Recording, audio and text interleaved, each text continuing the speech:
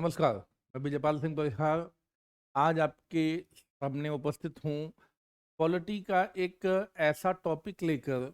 इसमें क्या है कि अगर आपकी बेसिक समझ को डेवलप करना हो पॉलिटी के बारे में, राज व्यवस्था के बारे में मुख्य बेसिक समझ डेवलप करना हो, तो किन बातों का या किन शब्दावलियों का ध्यान रखना है, कौन सी ऐसी शब्दावली हैं, बातें हैं जिनको ध्यान में रखना चाहिए। जैसे क्या होता है कि मैं बहुत सारे वीडियोस बनाता हूँ और उसमें करंट के मुद्दे शामिल होते हैं, करंट अफेयर्स के मुद्दे होते हैं, प्लस पॉलिटी के मुद्दे होते हैं। तो ऐसे वीडियोस में बनाता हूँ तो उसमें क्या होता है कि कई बार ऐसी शब्दावली का प्रयोग होता है कि आप सोचते हैं इसका क्या मतलब होता है।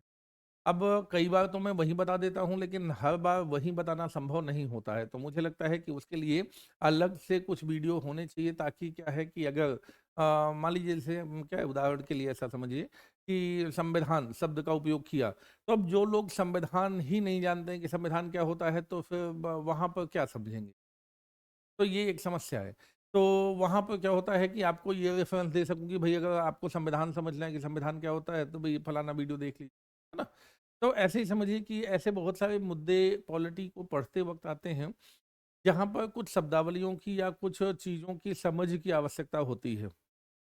और अगर उनकी समझ आपकी प्रॉपर नहीं है, तो कई बार बड़ी अच्छी-अच्छी घटनाएँ हम समझा जाते हैं और उनमें बीच में बहुत सारे मिसअप्स रह जाते हैं। मतलब ऐसे लूप होल्स रह जाते हैं कि आपको समझ ही में नहीं आता कि भई इसका क्या समाधान है। तो मैं चाहता हूँ कि उस तरह की चीज़ें, उस तरह के कंटेंट भी आपके सामने हों, ताकि जब हम एक बढ़िया डिस्कशन के दौर से गुज़र रहे हों या एक डिस्कशन कर रहे हों, उस दौरान ऐसा ना हो कि भई छोटी-छोटी बातों के कारण आपको ये सारी बातें समझ में ना आएँ। और इवन अगर आप न्यूज़पेपर पढ़ रहे हैं और उसमें कोई शब्द लिखा हुआ है और पता चला उसके बारे में आपको अनुभव नहीं है, पता नहीं है, तो आप उससे भी परेशान होते हैं। तो क्या हुआ, वो न्यूज़पेपर के वो शब्दावली, वो बातें स्पष्ट ढंग से आपको समझ में आएँ, तो इसके लिए आवश्यक है कि आपको बहुत सारी शब्दावली से आपको परिचय करवाया जाए। तो मैं ऐसी शब्दावलियों को लेकर भी आऊँगा, मतलब इस तरह की सीरीज़ भी चलाऊँगा, जिसमें आप समझिए क्या है कि आपकी छोटे-छोटे शब्दों की जो बेसिक समझ है, उनको पूरा करूँगा। तो उसी कड़ी में आज मैं जैसे पॉलिटी में एकदम बेसिक चीज़ें क्या होती हैं, उन चीज़ों को लेकर चर्चा करूँगा। और उनमें क्या होता है, संविधान, उनमें सबसे पहला जो शब्दावली है उसको लेके चलूँगा और उससे रिलेटेड जो शब्दावली है, उस पर ध्यान दूँगा कि वो शब्दावली कौन-कौन सी होती हैं, जिसको समझ के आप फिर संविधान की बहुत सारी बातें समझने लगते हैं। ठीक है? तो चलिए, एक शब्द है संविधान। यहाँ से हम लोग वीडियो की शुरुआत करते हैं, है ना? तो संविधान क्या है? सबसे पहले, तो ये क्या है? एक दस्तावेज है। संविधान क्या है? एक डॉक्यूमेंट, दस्तावेज है। कैसा दस्तावेज है? एक डॉक्यूमेंट है, ठीक है? जिसमें कानून लिखा हुआ है। कानून लिखा हुआ है। कानून के माध्यम से सरकारें चलाई जाती हैं, कानून के माध्यम से व्यवस्थाएँ की जाती हैं। तो संविधान भी एक ऐसा दस्तावेज है जिसमें कानून के बारे में लिखा है, यानी ये एक कानूनी दस्तावेज है। ऐसा लिख दें अगर हम लोग कि एक कानूनी दस्तावेज है या एक कानून है, तो ये ज़्यादा सिंपल होगा, है ना? तो संविधान क्या है? कानूनी दस्तावेज, ठीक है? या एक ऐसा दस्तावेज जिसमें कानून के बारे में वर्णन किया गया है। तो किस तरह का कानून लिखा गया है संविधान में? क्योंकि कानून लिखा जाता है तो भाई कानून का एक नाम होता है, इसका नाम तो हमने संविधान रख रखा है। तो कहा गया ये सर्वोच्च कानून है। सर्वोच्च कानून है। इसका क्या मतलब होता है? इसका मतलब होता है कि कानून में भी ग्रेडेशन पाए जाते हैं। कोई उच्च है, कोई निम्न है। तो संविधान कहां पर है? उच्च स्तर पर है। किसी भी देश में, किसी भी राज्य में, किसी भी भूभाग में अगर हम देखते हैं कानूनों की स्थिति, तो अगर वहां पर संविधान लागू है, तो संविधान कौन सा कानून है? सर्वोच्च कानून है। तो सामान्य कानूनों में चीजें लिखी होती है, किसी एक मुद्दे के बारे में लिखा होता है, उससे संबंधित डिस्कशन किया गया होता है, उससे संबंधित बातें, क्राइटेरिया, परिभाषा, दंड, विधान, तमाम सारी चीजें उसके अंदर आती हैं। तो इस संविधान के अंदर क्या आता है? संविधान का जो विषय होता है वो क्या होता है? शासन व्यवस्था। संविधान का जो विषय होता है वो क्या होता है? शासन व्यवस्था। ठीक है, तो संविधान का विषय शासन व्यवस्था है। तो शासन व्यवस्था कैसे बनेगी, कैसे अस्तित्व में आएगी, उसका स्ट्रक्चर क्या होगा, उसकी संरचना क्या होगी, उसका निर्माण कैसे होगा, उसकी शक्तियां क्या होंगी, उस पर नियंत्रण कैसे किया जा सकता है, उसका समाप्त कैसे किया जा सकता है इस व्यवस्था को, सब कुछ शासन व्यवस्था के बारे में सारा डिटेल जिस कानून में होता है वो संविधान कहलाता है। और वो जहां पर लागू होता है उस राज्य का या उस देश का सर्वोच्च कानून होता है। ठीक है, तो अब इस लिहाज से अगर हम परिभाषित करने की कोशिश करते हैं तो क्या परिभाषित कर पाते हैं, ये देखेंगे।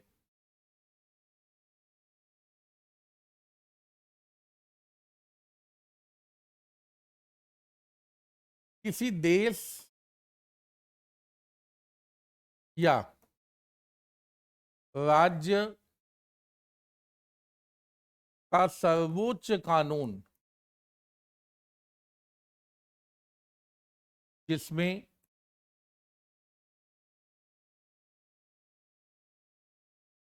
शासन व्यवस्था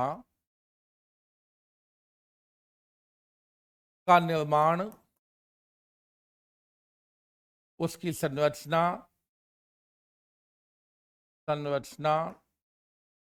शक्तियां, कार्य एवं उसका समापन आदि की चर्चा हो,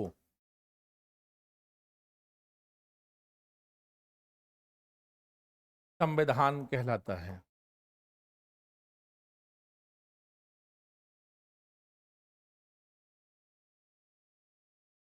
परिभाषा है एकदम संक्षिप्त सी परिभाषा।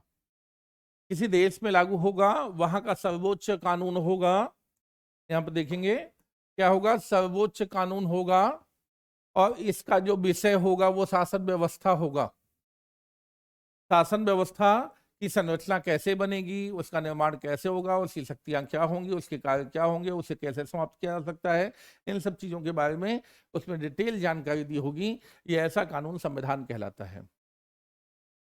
ठीक है, तो होपफुली पहली समस्या दूर हुई होगी कि ये संविधान क्या कहलाता है। तो हम लोग कई बात बात में कहते रहते भारत का संविधान, बाबा साहब भीमराव अम्बेडकर ने संविधान लिखा, तो संविधान में क्या लिखा? हाँ, संविधान में क्या लिखा? शासन व्यवस्था के बारे में लिखा। जो वर्तमान जिस शासन व्यवस्था के अंदर अंतर्गत हम लोग रह रहे हैं, उस शासन व्यवस्था को कैसे चलाया जाए, इसके बारे में लिखा गया था। डॉक्टर भीमराव अंबेडकर वो व्यक्ति थे जिन्होंने इसका पहल ड्राफ्ट तैयार किया था, क्योंकि वो ड्राफ्टिंग कमेटी के चेयरमैन थे। 7 मेंबर कमेटी थी, उस ड्राफ्टिंग कमेटी के चेयरमैन थे और इन्होंने उसका ड्राफ्ट तैयार किया था और फिर संविधान सभा ने उसे पास किया था, डिस्कशन करके पास किया था और वही व्यवस्था के अंतर्गत आज तक हम लोग रह रहे हैं। ठीक बात है कि उसमें हम लोगों ने संशोधन किए। आज तक हम लोगों ने 106 संविधान में संशोधन किए, संविधान में संशोधन किए, 106 संविधान में संशोधन किए। 106 बार इसमें संशोधन किया जा चुका है, कुछ कुछ बदलाव किया जा चुका है, लेकिन मूल व्यवस्था जो है वो वही है। और आजकल जो लोग कहते हैं कि हम डॉक्टर भीमराव अंबेडकर का, बाबा साहब का संविधान नहीं बदलने देंगे, उसे खत्म नहीं होने देंगे। तो समझिए संविधान है क्या, सबसे पहले क्या चीज है जो नहीं खत्म होने देंगे? ये शासन व्यवस्था है जो नहीं खत्म होने देंगे। अब बात होती है शासन व्यवस्था भी कई बार थोड़ी वेग शब्द हो जाता है, हम लोग इसके अंदर भी चलेंगे। तो शासन व्यवस्था के अंदर भी शासन व्यवस्था शब्द क्या है, इसके पहले एक और शब्दावली है जिसको समझने की इसके साथ ही साथ आवश्यकता होती है।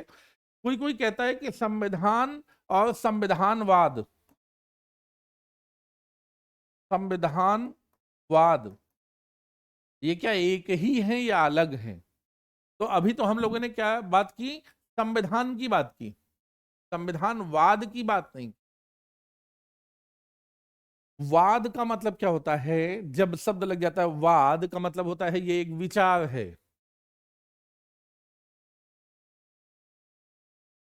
ये एक विचार है संविधान का, ठीक है। तो ये एक विचार, संविधान का विचार, संविधानवाद। तो ये विचार में क्या होगा कि मैंने कहा ये कानून है ना, तो ये कानून है, तो कानून, संविधान एक प्रकार का कानून है। ये क्या केवल आम लोगों पर लागू होता है? नहीं जी, संविधान क्योंकि शासन व्यवस्था की बात करता है तो शासक वर्गों पर लागू होता है, शासन करने वाले लोगों को उन पर लागू होता है, सरकार पर लागू होता है। अच्छा, सरकार पर लागू होगा तो क्या होगा इससे अंतर, सरकार पर अगर ये लागू हो जाता है तो इसमें क्या फर्क पड़ता है वो समझिए।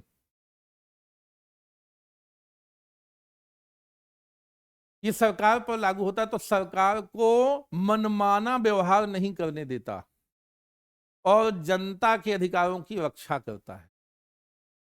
तो ऐसा विचार जिसमें एक कानून की रचना की जाए, ऐसा विचार जिसमें एक कानून की रचना की जाए और वो कानून जनता के अधिकारों की रक्षा करे और जो शासन में बैठे लोग हैं उनके अधिकारों को सीमित कर दे। ऐसा नहीं कि जैसे पहले के राजा हुआ करते थे, वो जो चाहते थे, जो उनकी इच्छा होती थी वही कानून होता था, जो उनकी इच्छा होती थी वही करते थे, उनके ऊपर कोई कानून नहीं लागू होता था। लेकिन संविधानवाद ये विचार है कि नहीं जी, राजा के ऊपर भी लागू होगा। राजा के ऊपर क्यों लागू होगा, या शासक शासन में बैठे सबसे बड़े पदों पर क्यों लागू होगा, ये सबसे बड़े पदों को भी उनके अधिकारों को सीमित क्यों करेगा?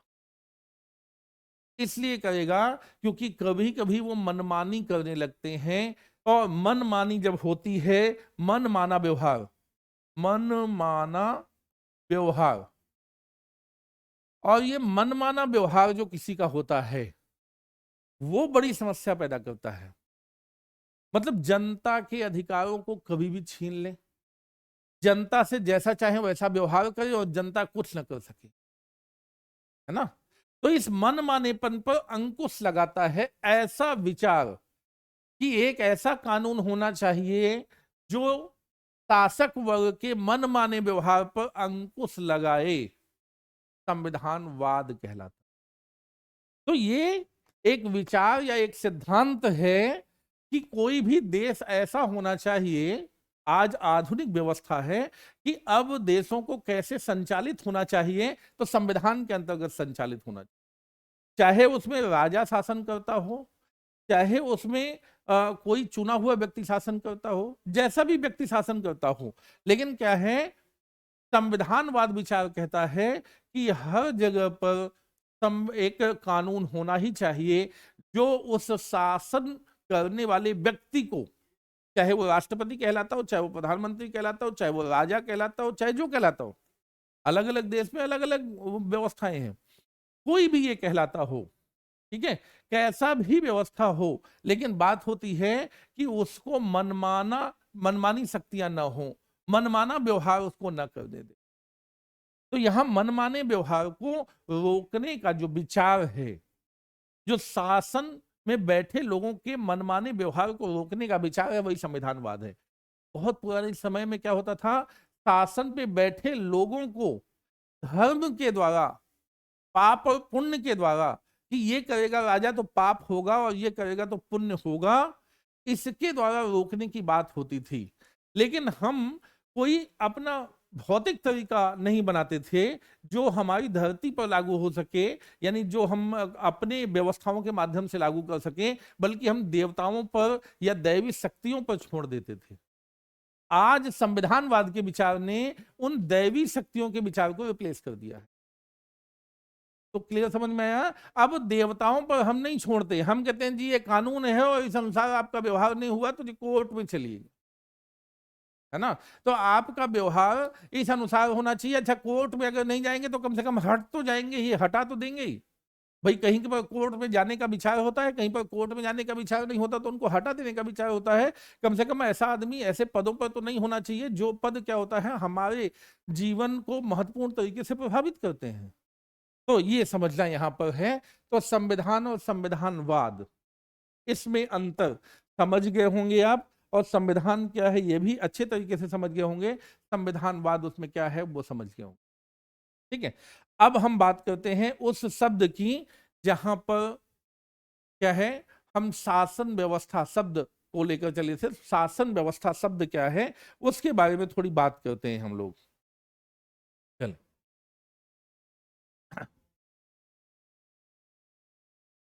शासन व्यवस्था।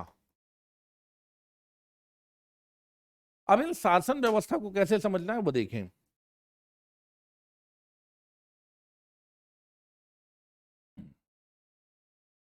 शासन व्यवस्था को आधुनिक व्यवस्था में कई प्रकार की शासन व्यवस्थाएं हैं, हम उसकी चर्चा करेंगे। लेकिन बात ये होती है, मतलब संविधान कई प्रकार की शासन व्यवस्थाओं को शासन संचालन के तरीके के आधार पर भिन्न भिन्न करता है, उसकी बात हम लोग करेंगे। लेकिन पहले उसके मुख्य चीजों के बारे में, उसके अंगों के बारे में बात कर लेते हैं। शासन व्यवस्था के कौन कौन से अंग होते हैं जिनके द्वारा हम शासन व्यवस्था को पहचान सकते हैं? सबसे पहले शासन व्यवस्था की पहचान जरूरी होती है। तो हम इसको पहचानना चाहते हैं, देखकर सुनकर पहचानना चाहते हैं। तो शासन व्यवस्था के 3 अंग होते हैं जिनके माध्यम से हम इसे पहचान सकते हैं। वर्तमान आधुनिक व्यवस्था में शासन व्यवस्था के 3 अंग होते हैं। शासन व्यवस्था के 3 अंग होते हैं।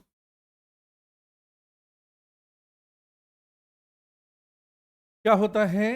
पहला एक विधायिका। शासन व्यवस्था का पहला एक अंग है विधायिका। ये कैसा अंग है? कानून बनाने वाला अंग। कानून बनाने वाला अंग।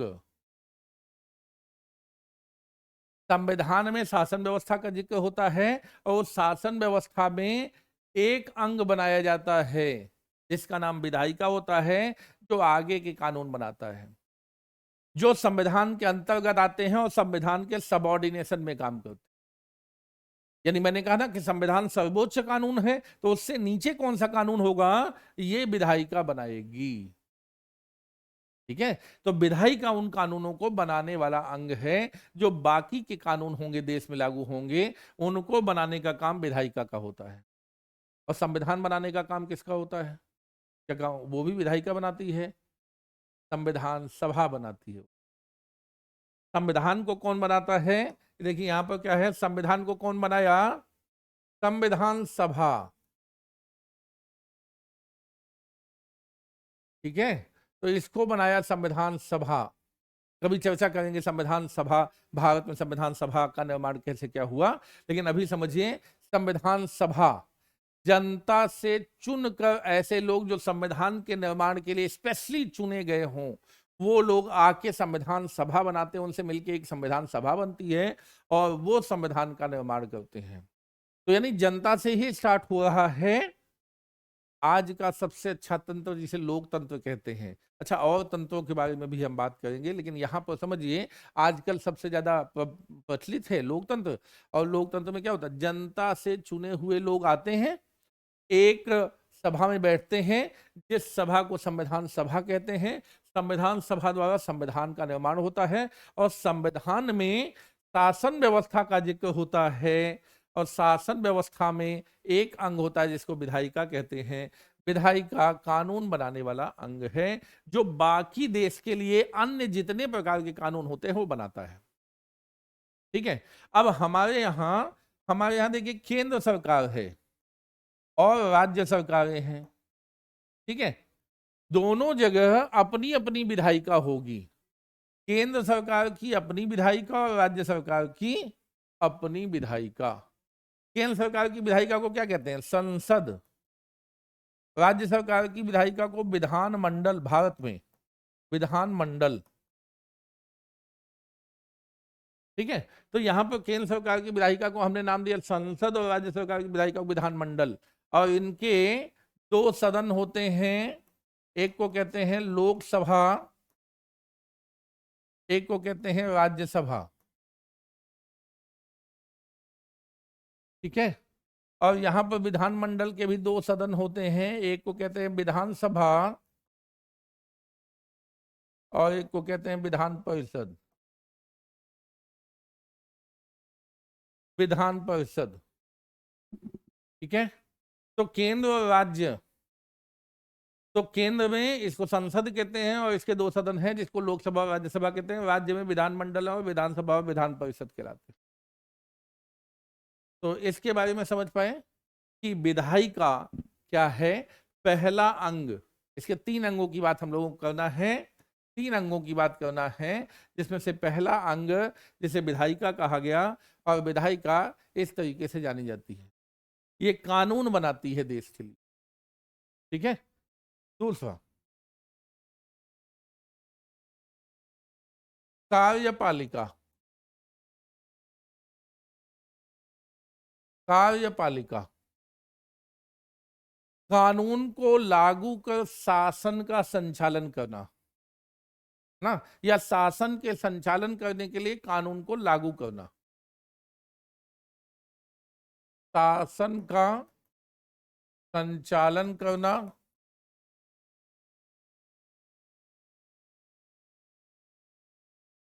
कानून के अनुसार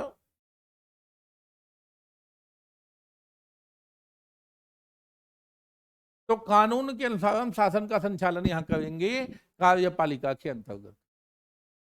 ठीक है। तो जो अंग ये काम करेगा, अब बात होती है उस अंग को पहचानेंगे कैसे। केंद्र, मैंने कहा केंद्र सरकार में हम कहते हैं राष्ट्रपति, उपराष्ट्रपति, प्रधानमंत्री, मंत्रिपरिषद और महान्यायवादी। ये लोग कहलाते हैं केंद्र सरकार में क्या? कार्यपालिका। इनका काम होता है शासन का संचालन करना कानून के अनुसार। शासन का संचालन करना इनका काम होता है केंद्र में। राज्यों में किसका काम होता है? राज्य में राज्यपाल,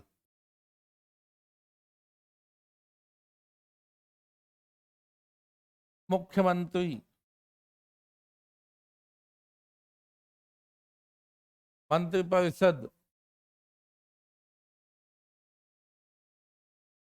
और महाधिवक्ता। महाधिवक्ता ये नाम है जो कार्यपालिका के अंग हैं और ये उस कानून के अनुसार शासन का संचालन करते हैं। अब तीसरा अंग, तीसरे अंग की बात हो जाए, न्यायपालिका। न्यायपालिका, न्यायपालिका न्याय देने वाला अंग।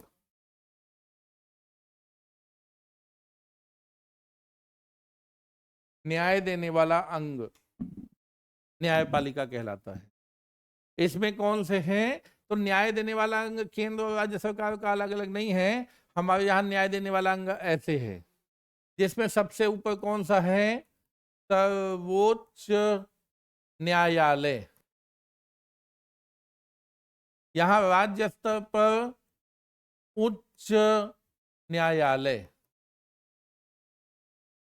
यहां पर जिले स्तर पर जिला एवं सत्र न्यायालय,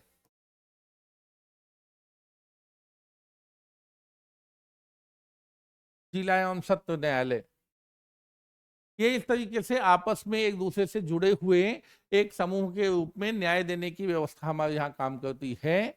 यदि कार्यपालिका कानून के अनुसार, यदि कार्यपालिका कानून के अनुसार शासन न चलाए, तो कार्यपालिका जो भी शासन चलाने वाले लोग हैं उनको कानून तोड़ने के आधार पर ये क्या होता है, जेल भेजने का भी कार्य कर देते हैं और उससे जो पीड़ित व्यक्ति है उसको न्याय प्रदान करने का काम करते हैं।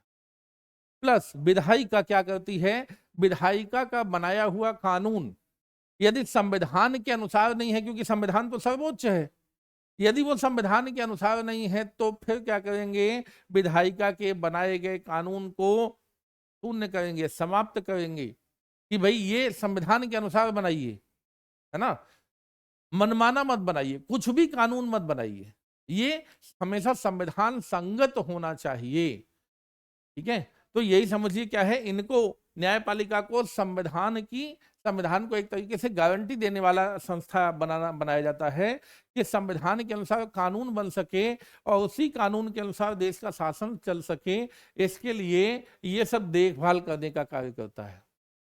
तो ये 3 अंग हैं आज शासन व्यवस्था के, जिनके द्वारा हम शासन व्यवस्था को पहचानते हैं।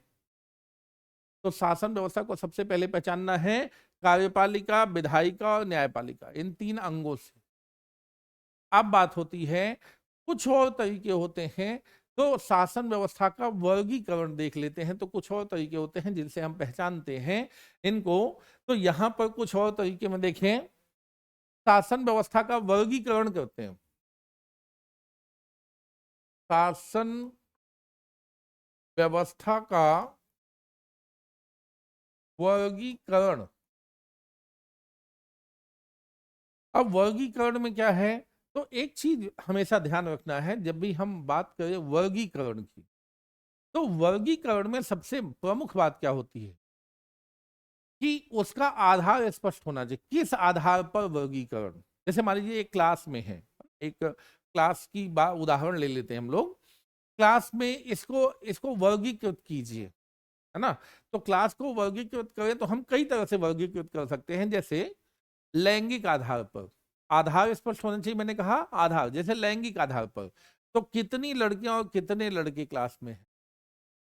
मान लीजिए आयु के आधार पर, तो 20 साल से कम और 20 साल से अधिक वाले, है ना, 25 साल से अधिक और 25 साल से कम वाले आयु के आधार पर वर्गीकृत हो गए। तो इसी अनुसार जब हम आधार बताएंगे तो अलग अलग मतलब तरीके के डाटा निकल के आएंगे। तो शासन व्यवस्था को भी हम कुछ आधारों पर वर्गीकृत करेंगे, तो हमको उस आधार पहले पता होना चाहिए। बिना आधार के आप वर्गीकरण कर ही नहीं सकते। आपको वर्गीकरण करने को दिया जाए तो सबसे पहले आपको क्या पूछना है, आधार बताएं जिसके आधार पर हम इनका सामूहिकरण, वर्गीकरण यानी सामूहिकरण, इनको अलग अलग वर्ग में रख सकें। तो यहां पर समझिए, शासन के संचालन के तरीके के आधार पर, पहला शासन के संचालन के तरीके के आधार पर,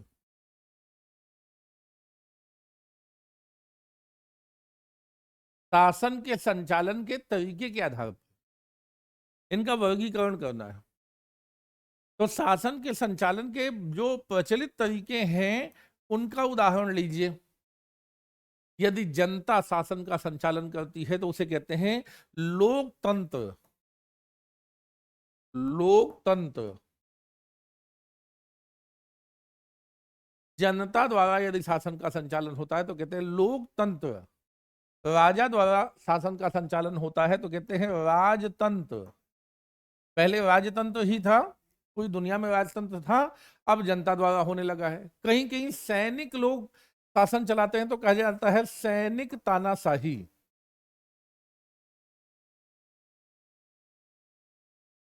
तो भाई सैनिक तो ठीक है, तानाशाही क्या है, मतलब वो अपना मनमानी कर सकते हैं, जहां संविधान और विधान कुछ नहीं, सैनिक जो चाहे वो कर सकते हैं, वहां है तानाशाही। फिर ऐसे होता है वामपंथी तानाशाही। वामपंथी तानाशाही। तो तानाशाही का मतलब समझ गए। वामपंथी ये लोग कौन होते हैं, इसको समझने के लिए थोड़ा टाइम आपको देना पड़ेगा। वामपंथी कौन होते हैं, हम लोग अगले उसमें चलते हैं। क्या है, यूरोप में, यूरोप में एक समस्या हुई। कब, एक बड़ी समस्या क्रिएट हुई औद्योगिक क्रांति के पश्चात। औद्योगिक क्रांति के पश्चात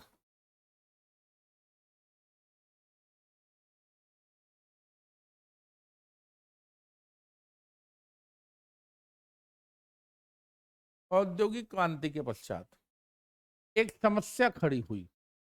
क्या समस्या खड़ी हुई कि औद्योगिक क्रांति ने कुछ वर्ग, कुछ वर्ग बनाए जो अमीर बन गए, जिन्होंने औद्योगिकरण के तहत उद्योग लगाए और लोगों को काम पर लगाया, अमीर बन गए। लेकिन एक वर्ग ऐसा बना जो गरीब बन गया, क्योंकि पैसे का तेजी से आवागमन हुआ। जो लोग उद्योगपति थे, जो लोग, जिन लोगों ने पैसा लगाया, रिस्क लगाया और उस नए औद्योगिकरण के दौर में काम किया, अपना उद्योग उनका सफल हुआ, वो लोग अमीर होते चले गए। पुराने राजे रजवाड़े ने उनका साथ दिया, तमाम सारे जो पुराने लोग, उच्च वर्गीय लोग थे, उनका साथ दिया, और एक अलग वर्ग बन गया जो उच्च वर्ग का वर्ग था, और एक वर्ग बहुत तेजी से बहुत गरीब सामने आ गया। तो ये क्या है, इस विषमता ने, जो अमीर और गरीब की विषमता है, इसने शोषण को जन्म दिया। शोषण, अमीर ज्यादा अमीर बनने के लिए गरीब व्यक्तियों का हक मांगने लगा।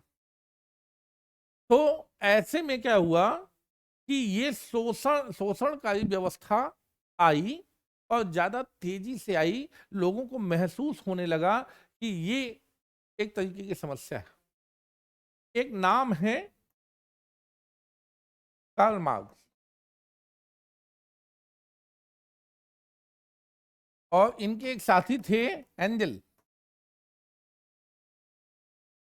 ठीक है, कार्ल मार्क्स के विचारों को एंजल ने पूरी दुनिया में फैलाया। इनके मृत्यु के बाद उनके किताब को भी पूरा किया और फैलाया। बस इतना ही आपके लिए जानना सफिशिएंट है। ये वो व्यक्ति थे जिन्होंने इस शोषण वाली व्यवस्था को अपने लेखों के माध्यम से लोगों के सामने रखने का प्रयास किया।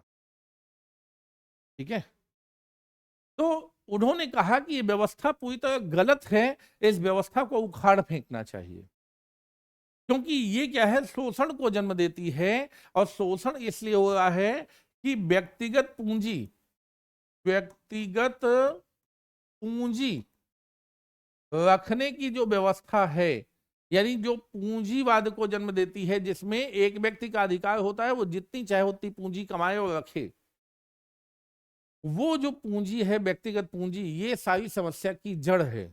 इसे समाप्त कर देते हैं तो सब काम हो जाएगा। इस पूंजी को समाप्त करके और एक समान व्यवस्था सब पर लागू करते हैं। वो एक समान व्यवस्था को इन्होंने नाम दिया समाजवाद। समाजवाद। तो आप ये जानते हैं, और सामान्य तौर पे व्यक्ति ये जानता है, कार्ल मार्क्स ने समाजवादी विचारधारा दी। तो समाजवादी विचारधारा क्या थी वो मैंने आपको यहाँ पर थोड़ी ब्रीफ किया।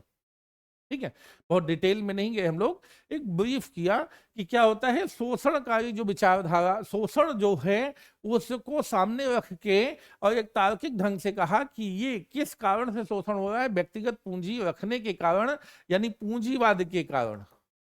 पूंजीवाद जो उत्पन्न हुआ है, इसके कारण ये समस्या पैदा हुई है शोषण की। और ये शोषण तभी समाप्त किया जा सकता है जब व्यक्तिगत पूंजी या पूंजीवाद को समाप्त कर दिया जाए। तो इनकी विचारधारा क्या कहलाई, समाजवादी विचारधारा, जो समानता पर आधारित थी, सबको समान रख के बात करती थी। और कहती थी पूरी पुरानी व्यवस्था को पूरी तरह से उखाड़ फेंके।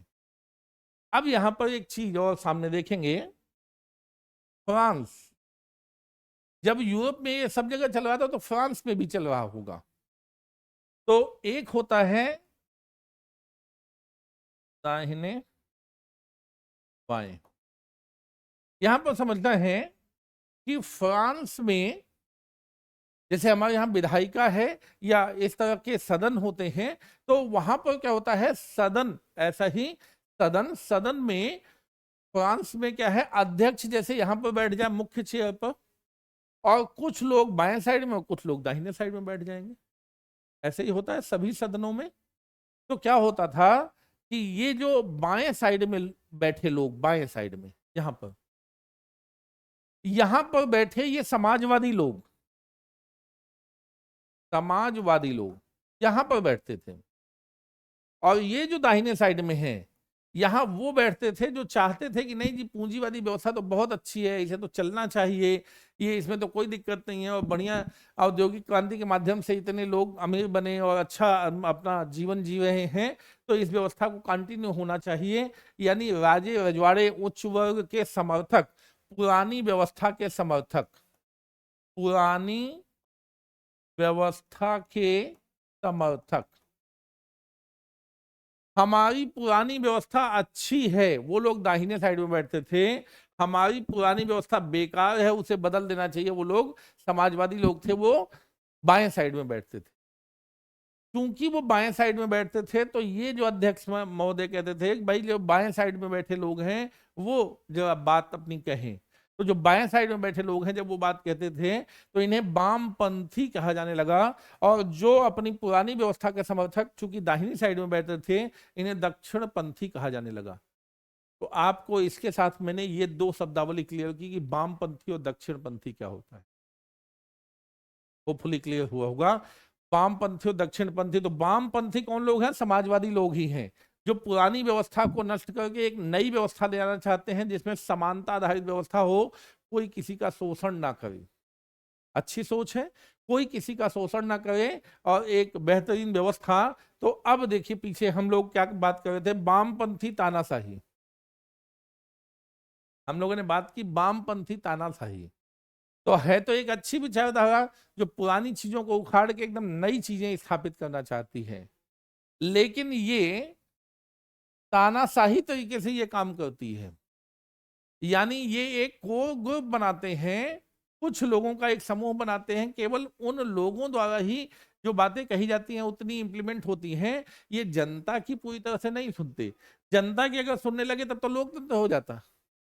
तो ये क्या है, एक छोटे समूह की बात सुनते हैं, इसीलिए क्या है, वामपंथ कहलाते हैं यहाँ पर, सॉरी तानाशाही कहलाते हैं। तो यहाँ पर क्या है, वामपंथ क्यों कहलाते हैं और तानाशाही क्या है, ये दोनों शब्द मैंने क्लियर किया, होपफुली अब क्लियर हो गया होगा। ठीक है, अगली चीज, कुलीन तंत्रीय, कुलीन तंत्रीय। कुछ लोगों का मानना था कि उच्च कुल के लोग ही शासन व्यवस्था चला सकते हैं, ऐसी शासन व्यवस्था को कुलीन तंत्र या शासन व्यवस्था कहा जाता है। कहां थी ऐसी व्यवस्था, ब्रिटेन में थी ऐसी व्यवस्था, और आज भी इसके बहुत सारे चिन्ह ब्रिटेन में मिलते हैं। ये व्यवस्था कहां है, चीन में है ऐसी व्यवस्था। ये ऐसी व्यवस्था कहां है, बर्मा में है ऐसी व्यवस्था। ये राजतंत्र ले आने के लिए नेपाल लगातार प्रयास कर रहा है, और ये लोकतंत्र भारत में दुनिया का सबसे बड़ा लोकतंत्र है। तो आप देख लिए क्या है, शासन का संचालन का तरीका क्या होगा, जनता से संचालित होगा कि राजा से संचालित होगा कि सेना से संचालित होगा, कि ऐसे कुछ समूहों के द्वारा संचालित होगा जो सबका भला चाहते हो, ऐसे किसी समूह के द्वारा संचालित होगा, या कुछ उच्च वर्ग के लोगों द्वारा संचालित होगा। किन के द्वारा इस शासन का संचालन होगा उसके तरीके के आधार पर इनके नाम भिन्न भिन्न हैं। तो शासन व्यवस्था की पहचान इससे भी होती है। ठीक है, हम लोग शासन व्यवस्था का 3 अंगों के आधार पर पहचान देख रहे थे, तो अंगों के आधार पर वो पहचान देख रहे थे। ये पहचान किस में, वर्गीकरण के आधार पर हमने कहा शासन चलता कैसे है उसके आधार पर। उसके अलावा एक और आधार है जिसके आधार पर शासन व्यवस्था की बात हम करेंगे। वो क्या है?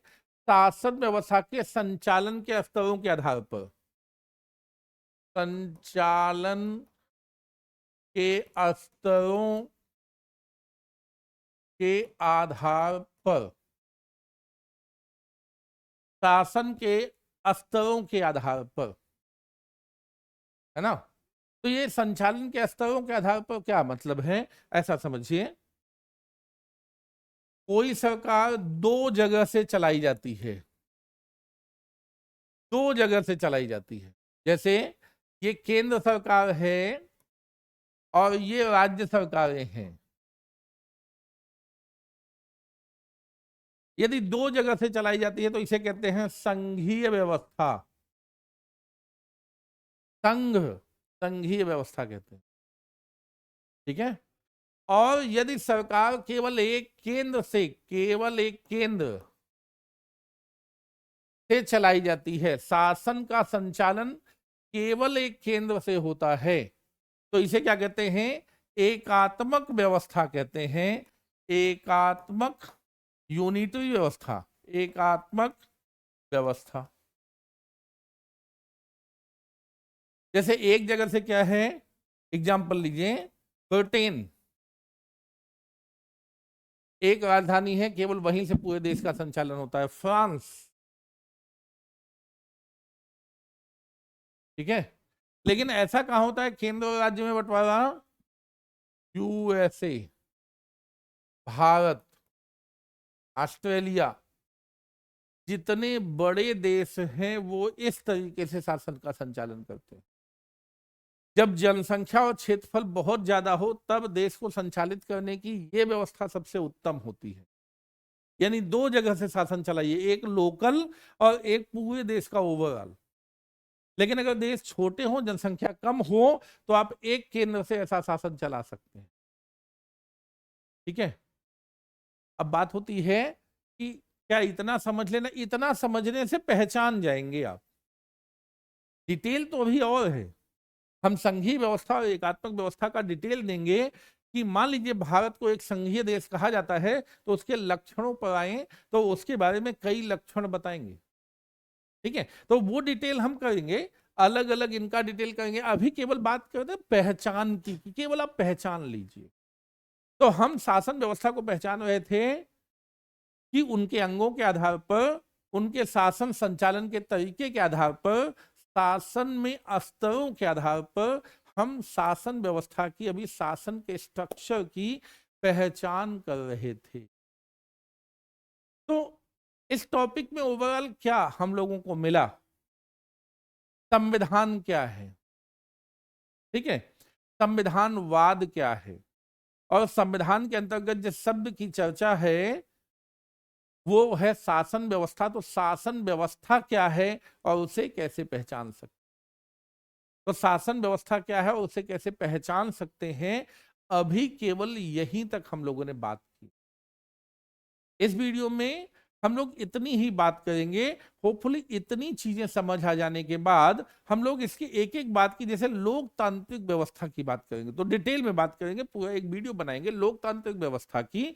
तो लोकतांत्रिक व्यवस्था की आपकी समझ डेवलप होगी और लोकतांत्रिक व्यवस्था के जितने टाइप है उनकी बात करेंगे, ठीक है।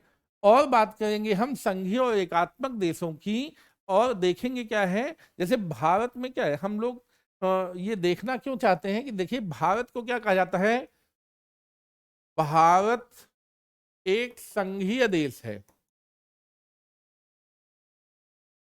करेक्ट है। भारत एक लोकतांत्रिक देश है,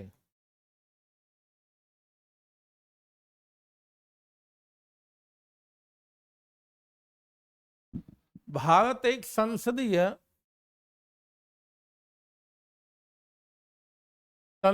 लोकतंत्र है।